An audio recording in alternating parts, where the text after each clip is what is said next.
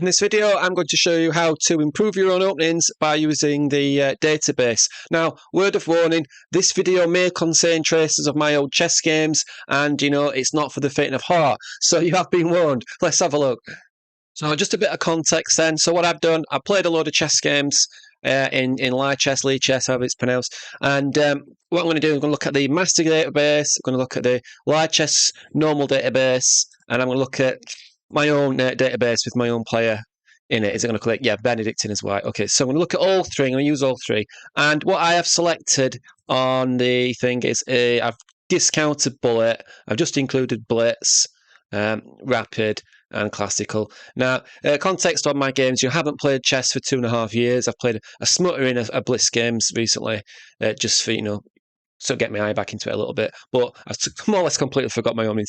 Another thing to mention is that openings are probably my weakest area in chess, actually, because I've drilled all my sort of energy into doing tactics and things like that. So I have a few openings where I really, really like the openings, like the D3 Roy, and I get into that sort of structure, and my win percentages are much, much higher. But in the other areas, there are definite weaknesses and different areas to improve. So what I'm going to do is I'm going to look through my games. I'll start with white, and then I'll move into black, and I'll see if I can spot any weaknesses. I'm sure I'll be able to spot some weaknesses, but any weaknesses that are more weaker than the other areas, and then sort of look at how we'll go about improving that. So let's have a look properly. All right, so let's start with white. Okay, so I'll start with white, and I'm an E4 player, so click on that. And what I'm going to do is just look at the percentages and try and find, the area that I could probably most improve and get the most gains from. So I can see that if we go into an E5 structure, my percentages are way higher than the rest. That's because there's chance of getting into D3 Roy, which I mentioned, and where I play that opening, I know my structures, I've got my plans, I've got my ideas, and I really like that setup. It just really, really suits me. So my percentages are very, very high in there. So I probably won't.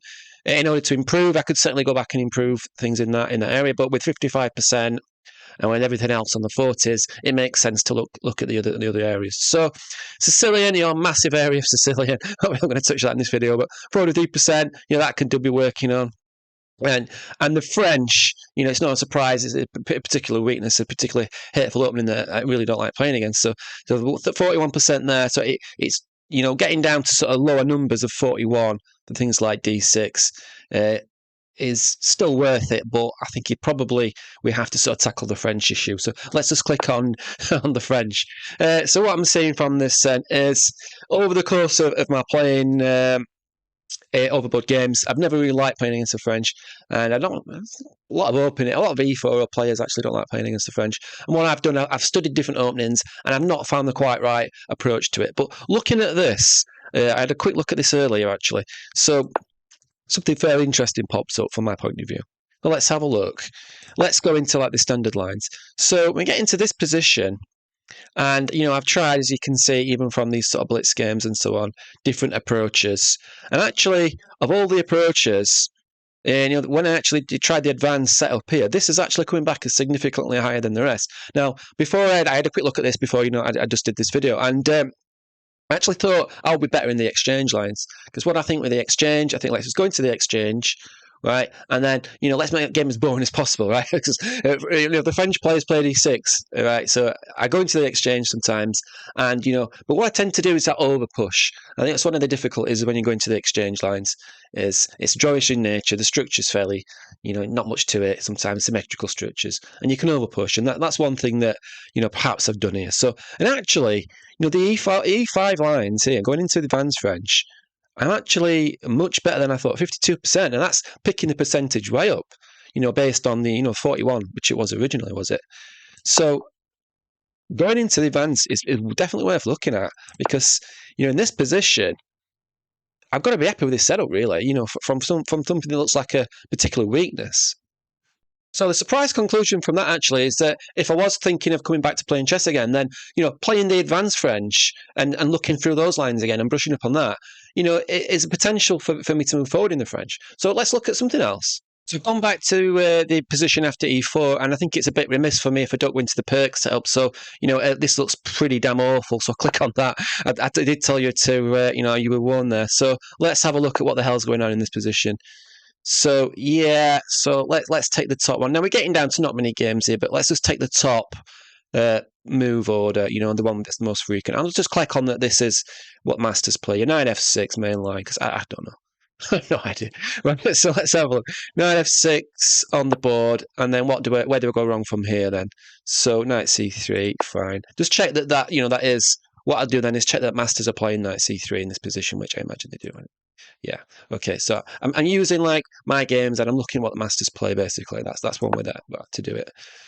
So somewhere I go drastically wrong in this opening. 36%, 33%. Two games. I'm going to completely dismiss all these down here. The only thing really significant for me is the top one, really, is the main line, g6. And then where do I go wrong? So I take two avenues here. Like I have the f4 approach, which I think is the correct sort of way to play against this sort of opening. But maybe it's going into a structure that I'm not really happy with, not really familiar with a large pawn setup in the centre. And I've got knight f3. So what do masters play in this position? Probably f4. Yeah, f4 or knight f3 actually. So this is where sort of theory splits. And so then it's a sort of catch-22 of, I think for me, sort of finding out the sort of opening that suits you, but you only find out by playing them. But then again, you haven't got all the time in the world. You're not going to get these openings all the time. When you play on a game of chess, you don't know what side you're going to get. You're going to get black or white. So sometimes getting games is difficult in a sort of opening that you want to do. I think it's best if you can team up with somebody and you can sort of play through openings. That sometimes worked when I could do that in the past, but you can't always get that option. So looking at this percentage, and I know 3 games is not much to draw much of a conclusion to. Neither is 10 really, but the conclusion that I can sort of roughly draw is that f4 is not working out, right? So let's just look at knight f3, and maybe there's a slight guide in this sort of opening. I want to be just playing this sort of line, and what I would do then is sort of study a few games from this position. So let's maybe click on the masters database from this position, and what I can do then, I can sort of I pick out a few games, and let's say Magnus Carlsen, and I flick through, and I just look then at what the sort of games are coming up from strong chess players, and then I try and spot any sort of themes, note them down, and try and sort of study the opening in that sort of sense. So I'm using both my own data and Chess Masters data as well to try and improve my opening sort of thing.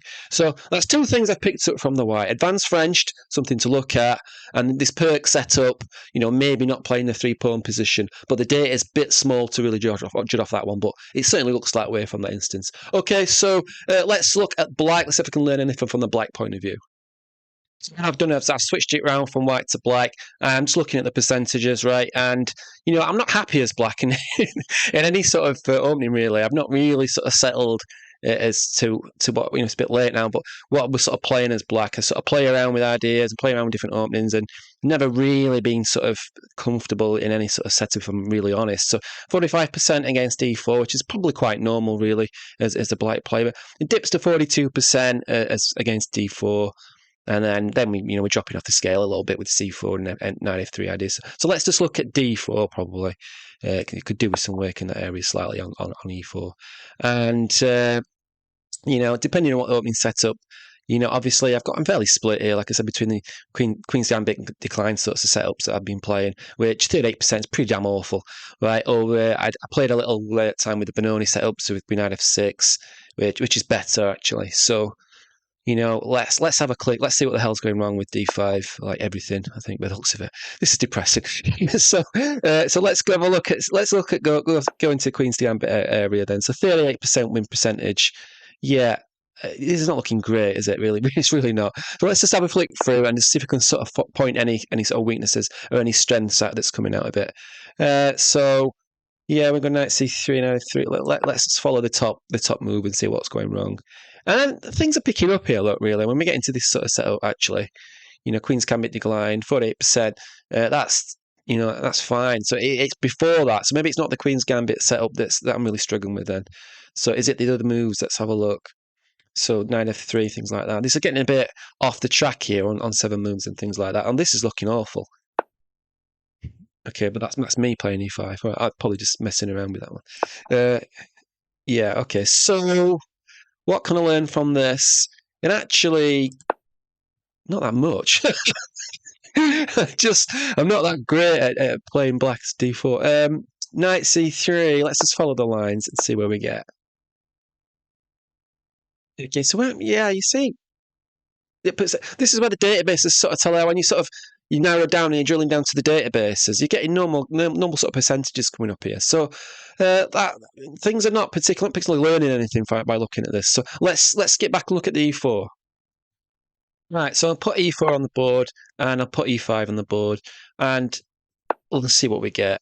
See if we get anything more conclusive.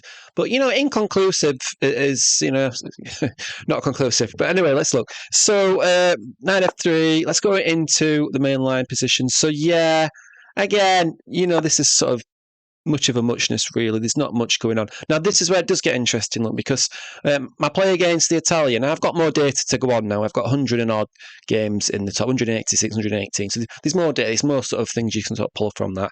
And what I can pick from this position is that I'm better against the Italian than the Roy Lopez. And I think that's pretty clear, actually. I feel that when I'm playing. And that's because when I'm playing the Roy against the Roy, I don't really have any sort of setup.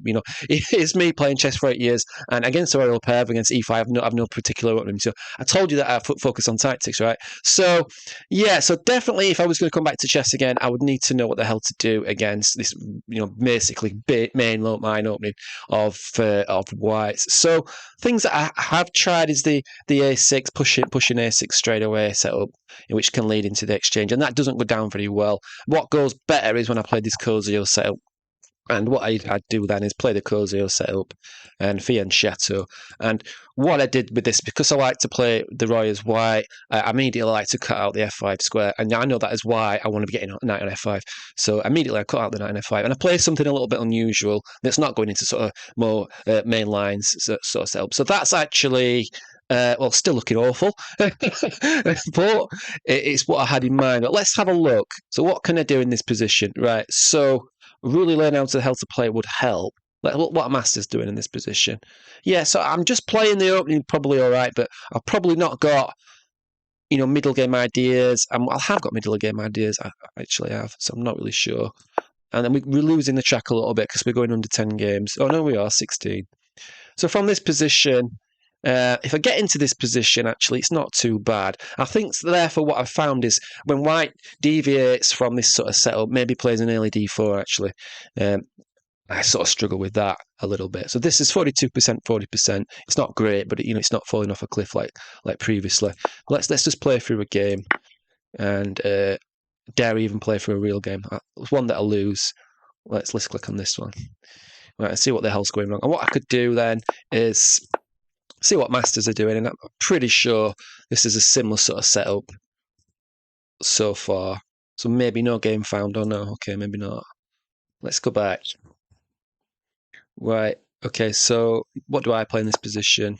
D6, right, so this is not great.